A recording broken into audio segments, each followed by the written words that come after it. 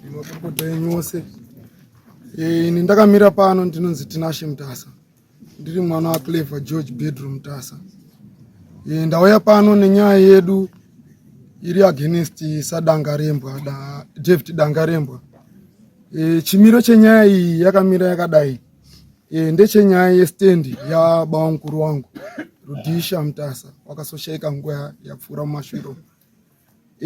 Wakagara ipapo kwenguva yakareba, zvinozikana navanhu vese vanogara munomu. Wakaita vana wavo kubva hondo ichatanga kusvikira izvezvi mumashure.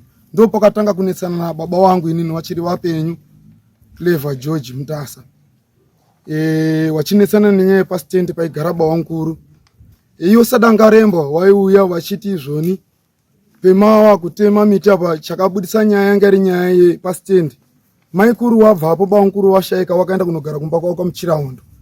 Wagara kumba kwavo kwaMuchirahondo wakanga wachichengeta hanzvadzi yavo yairwara kusvikira hanzvadzi yavo yakashaika vari ikoko. Maikuru akati sezvo inini ndisichauya kumba muri kuno kwachitaurira baba wangu ndiwo wega mukomana wangu asara pamhuri yavo semukomana anga asara pamba. Asi musha uyu baba munini ndimi masara muripo pamba. Ndakasimapo miti iripo iyi pamba, migamu iri pamba iyi. Kana muchida kubatsirikana munokwanisa kunotema pa imweni miti sezvo uri hwani migamu ikatemwa inokwanisa kudini kushuta muzoshandisa mamwe mabasa ichinge yadini yawanda. Budikidza nekudaro takambonotema miti pakutanga tikagadzisa zvataigadzisa miti iyo ikatosvika pakutoshuta yato miti mikuru yakura.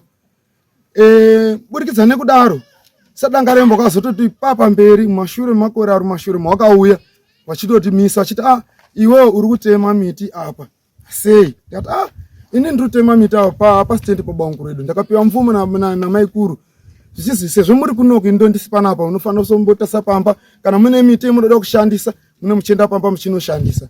Chimiro chakanoita pamba apa, pane kitchen iripo, pane kora riripo, pane tsapi iripo, pane toilet iripo, nemiti iyoyo yendiri kuedza kutsanangura nezvayo takazotema zvoti ezvinezvi yatone mamwe mapazi atokura kubva mumashure metakatema. Tobva taenda kunorwisana nawo achiti ndepedu. Ndoziva semaziri angu Sadangarembwa wakazoenda nezvekumashure. Maikuru wari kugara kumba kwawo. Wobva waenda wachinonoti imimi maisara mati maugara kunoku. Hazviiti here kuti inini sezvo ndakugara uku pamba apa waida kunoti maikuru wawati papenyu noti takanoganhurana nawo. Stendi iyi inoti kuna nyamavhuvhu ari uku, baba bavasara vari pakati, Dangarembwa ari necheapa. Saka iwo wanga vari pakati panyamavhuvhu naDangarembwa. Wanodaro wakabva wanoti ndakuri kuti iwo umire. Ndaenda kuna sabhuku Dangarembwa ndakanotaura nasabhuku Dangarembwa chimiro chenyaya yanga iripo. Wobva wanditi senyaya iyi yakuda baba vangu vachiri vapenyu varipo. Wakanotaurirana nawo pakatombodaidzwa vanhu vakabva kunoku wakauya kubva kuna sabhuku Ndorikanda wakwidza kumba kwavo. Pakatomboita kuti iwo wadaidze wakazviramba panguva yacho. Zama reipapo takabva tazi imimi chemunokwanisa kuita ndechekuti munofanira kuti baba wanga wachinoenda kuna sabhuku ndiwo wanga uri muridzi wenyaya. Vaenda kuna sabhuku vanotaurirana nyaya yavo. Wapedza nyaya ukasi ini maonere ndinoita ndakabva tazonoti pamberi pacho noti papa agara patori pamba ndanotema futi imweni migamu. Ndo pakanosimuka Sadangarembwa vaenda kumapurisa vobva vanondimangarira vachiti mwana uyu atema magamu. Ndatema magamu kudaro nyaya yakatorwa futi vaendeswa kwasabhuku yobva yanogadziriswa ichinotongwa. Vari mumashure mazvo vakanotaura vana baba vanga varipo, iyo sabhuku Dangarembwa vanga varipo. Tikaenda panzvimbo vanhu vakanoona panzvimbo. Mumashure mezvo takazoshamisika Sadangarembwa iwo wakuenda kucivil court. Obva waenda kwaMutare obva vanoti mangarira inini baba mai nemudzimai wangu. Nyaya yobva kucivil court ibva inotongwa kwaMutare. Yatongwa mukudaro takanozi nedare ndine mapepa endinawo panapo. Takanozi nedare yatongwa inofanira kunge ichidzoka kwaChangamire.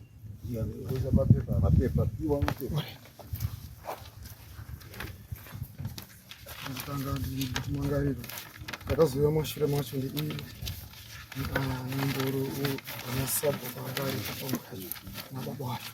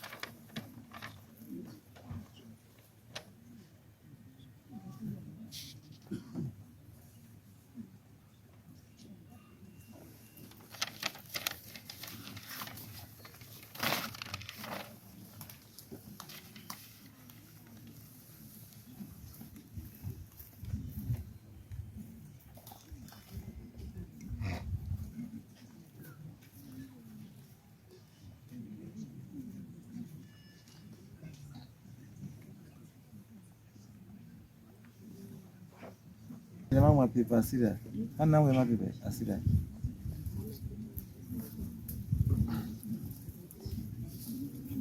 Kanda pane here mapepa mamwe asiri aya.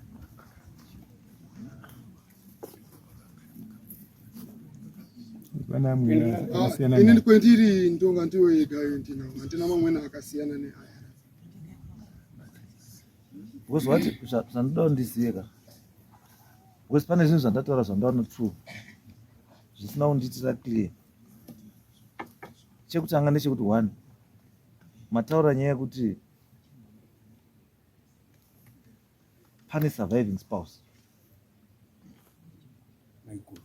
Maikuru mupenyu. Ya waripo. Ari kupi? Uya mwana wacho awachiri kurarama zvamai. Aripo handiti. Wapa uya mwana wacho. Auya mwana wacho ari kupi? Waripo na tete. Right. Then according to these papers, complainant ndinherera David Dangarembo ari kupi? Asunzwa musha. Right. So problem iripo ndekuti imimi manje muri mudzimai wacho handiti. Muri mudzimai hamukwanisi kumirira nyaya dzanherera Dangarembo. Ndo chekutanga. Haikwanisa kumirira because if this is a case, iri case inoinvolva land yekwaDangarembo inomirirwa newana wekwaDangarembo. Haimirirwi nemadzimai ba kana kuti nechii. Then in this case again, in your case again, iwe haukwanisi kumirira futi this land. Yeah. Because the surviving spouse aripo. Anokwanisa kumira now achita come in as respondent is this case, in this case direct beneficiary ye estate yani ya Rhodesia mtas. Saka in this case anopa uchapupu in this case mwana wani waRhodesia because ndiye direct beneficiary ye estate yababa wake. Saka iwewe cultural pakastomari pakatiri kwedu kuchwani iwe uri kumira sababa wechi wemhuri but haukwanisi kumira saona wechi wechinhu because owner wechinhu aripo. And saka for us to proceed now nenyaya haiti. Why? Because paruda a representative from the Dangarembo family. Zokuti nhera kana asikakwanisi kuuya anokwanisa kuti pick on another Dangarembo family from his same family iri kuclaima ipapo kuti uye iumirire not mukadzi wake. Titezanditi right uku I've got no problem because mwana newe you can represent mwana ari kurepresenta mai and as a direct beneficiary wechinhu I've got no problem, but uku this side we cannot proceed because hakuna munhu wekwaDangarembo. Yes. Then according to these papers, what it means now ndezvekuti pamutemo avo wana waripo wapenywa akafa chete ndi baba asi baba haana kufa nemusha. Musha urichi uripo. Nhasi uno dai kuri kunzi ava wana vari kugara pamusha ipo papo chii chachiri kuzoitika. The reason why vanhu vari kukandirana now is because hapana munhu ari kugara ipapo. Asi kusagara apo kahazvirevi kuti hapana ona. Ndopane mubvunzo wangu kuti dai wana ava handiti dai wangu vari kugara apo izvozvi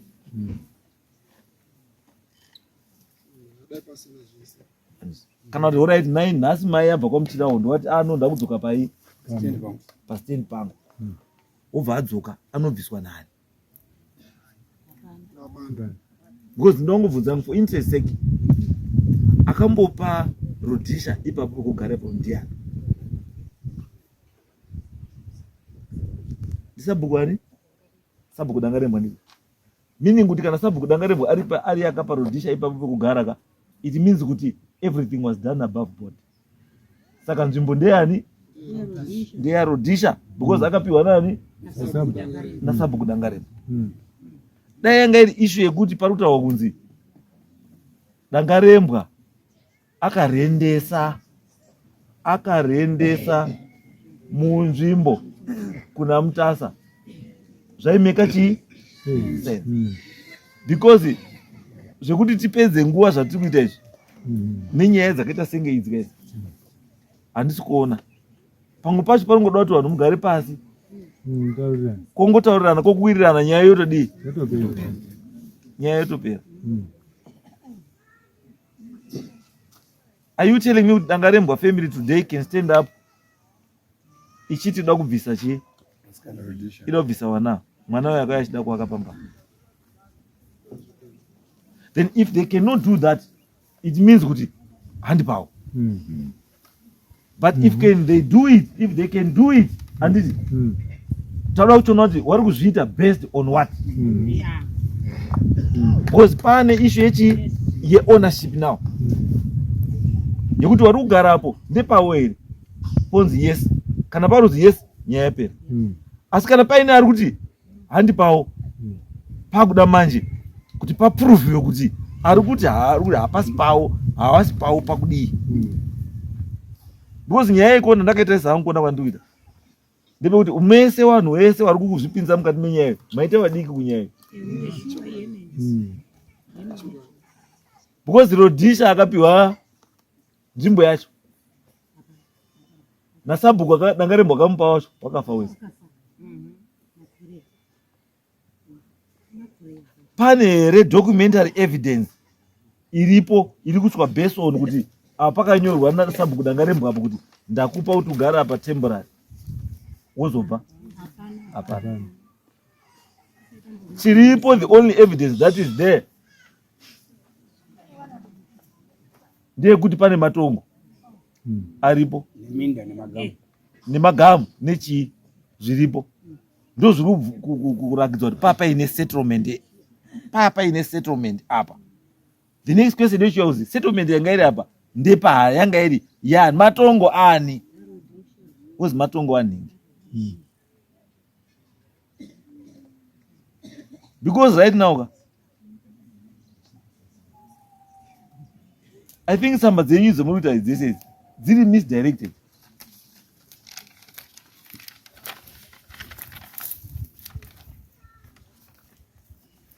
Nira Dangarembwa versus Clever Bedroom. Jini yashikondiwa Tinashe Mutasa. You carry a Chisunza.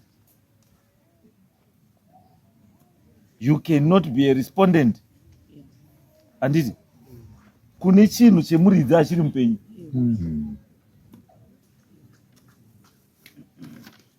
Aka unozwa izvo ndiwedza kutaura titesa nditi kuti ipapo ngatizvitarisise izvozvo. Isusu kana tiri kuita come in semhuri tinoda kubatsira chete to support claim yemunhu abva mumhuri but handisu tinokwanisa kuenda kumira pamberi tichiti tisu hazviiti. Titesa nditi ndikati izvozvo ndoda background information yekuti pasati pagara Rudisha aimbogarapo ndiani papa ine munhu here before Rudisha asati agara ipapo papa ine munhu here akambogarapo papa sina andizvo.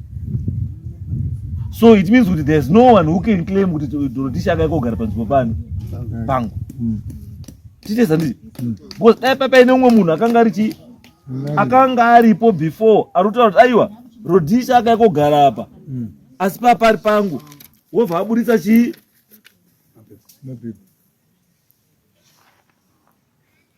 because nherera David Dangarembwa munhu anofanira kunge achisungisa, haafaniri kunge ari kusungisa iwewe, anofanira kunge ari kusungisa mai wenyu anozani Rosemary Muchirahondo. Rosemary Muchirahondo versus nherera chii Dangarembwa. Ndo mamiri anofanira kunge akaita machi mapapers.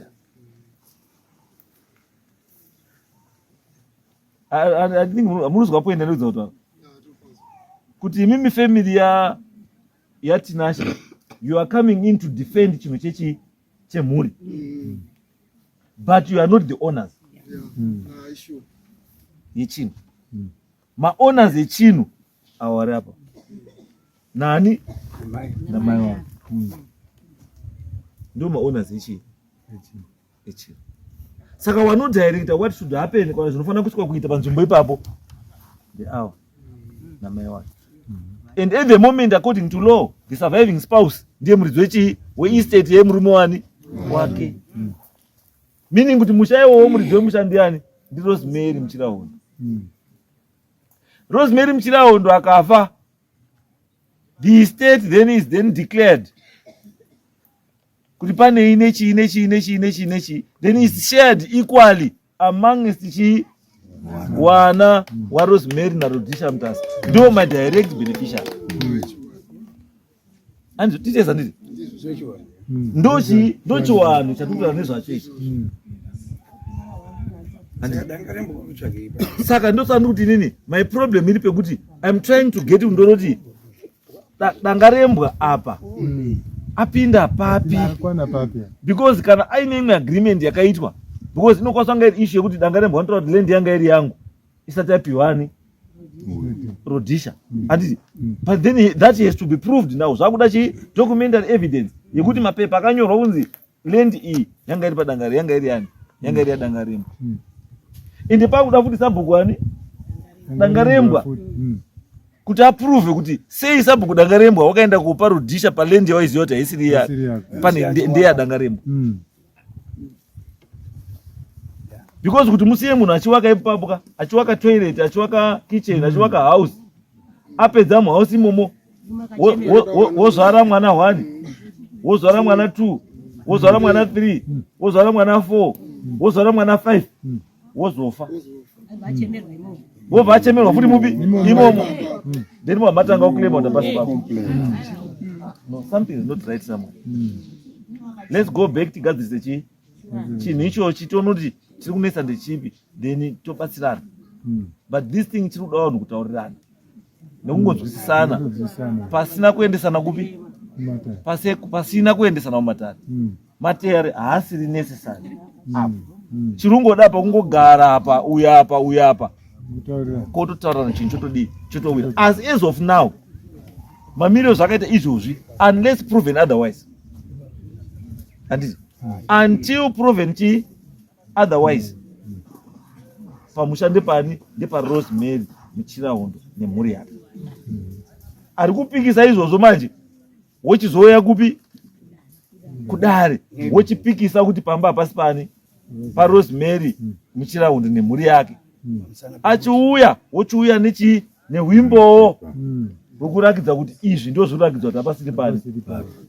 But besides izvozvo, as of now takamirira kuti Dangarembwa family itumire chi munhu tonzwa the argument yedhi Dangarembwa chi family, ndo mamiriro azvakaita. Saka tikuti isusu by musi wa next court case date chi musi wa 8, musi wa 8 Dangarembwa family inofanira kunge yatipa rep anouya komira kana kuti maybe David anenge akuzwa zvakadii zvakanaka, then he comes wo represent a family, then wo outline kuti no ndiri kuti ndinde pangu because of zvakati. As of now mamiriro zvakaita tiri kuti izvozvi izvi tisati tapedza dare ndepa Rosemary Muchirahondo nemhuri yani yake. Handizvo tiri kuti nyaya ina kuti nyaya haisati yapera, asi tiri kuti mamirire azvakaita chii izvozvi until proven chii. Handiti Rosemary ndiye achiripo mukadzi waRhodisha nemhuri yake.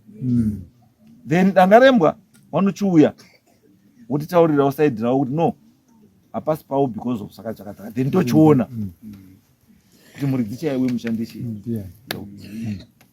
Pamusoro Changamire, nandichida kuti ndizadzise pemuri kutaurirepo apo sechimiro chakaita pamba pacho ka kuti ndizonge ndichisvika kuno sekudare sanhasi ka ndakanzwa chenso iri kucheka ipapapo, ndo zvakaita kuti inini ndinge ndichienda ikoko. Ndosvika muti mugamu 1 wakachekwa uri paside petoilet, wechi2 wacho uri pasi pepila pebedroom ravo papangori paseri pebedroom, wechi3 wanga uri paunopinda napo papari pageti ndo pakachekwa umweni wacho wechi3. Mamirayero pendakazoya ndichimangara kunoko ndakasvika ndawamisa ndikati musadini, musatore miti iyoyo kana kuramba muchicheka imweni miti. Asi ndakazoti mumashure ndabva kunoko mangara ndasvika miti iyoyo yatotakura pasina uripisira zvidhina. Saka ndichazita wachamira ere, asi miti iyoyo wakacheka ukatoitakura. Ndo handikanyaya dzoswa kunoko. Saka kunoko ndirizoda rino ndo rakudictate kuti chii chakuitwa chii chakuitwa.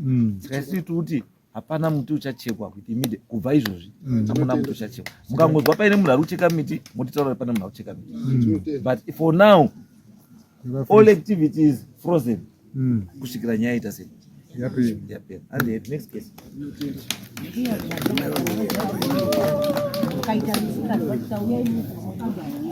Discuss TV.